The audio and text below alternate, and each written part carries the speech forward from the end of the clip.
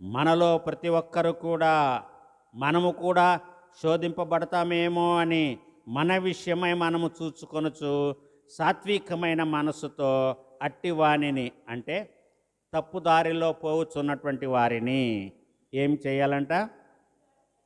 మంచి దారికి తీసుకొని రావాలి. ఎట్లాగా?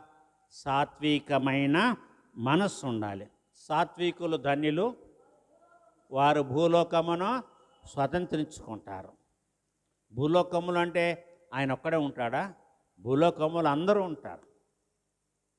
అన్ని జాతుల వారు, అన్ని మతాల వారు, అన్ని భాషల వారు, అన్ని ప్రాంతాల వారందరూ కూడా ఈ భూలోకములో ఉంటారు. అంటే వారందరికీ కూడా ఇష్టడుగా ఉంటాడని అర్థం. ఎవరికైతే సాత్వికమైన మనస్సు ఉంటుందో వాళ్ళందరికీ ఇష్టలుగా ఉంటారు. కాబట్టి ఎప్పుడైతే మనకు ఆ సాత్వికమైన మనస్సు ఉంటుందో ఎదుటి వ్యక్తి పాపములో పడుతూ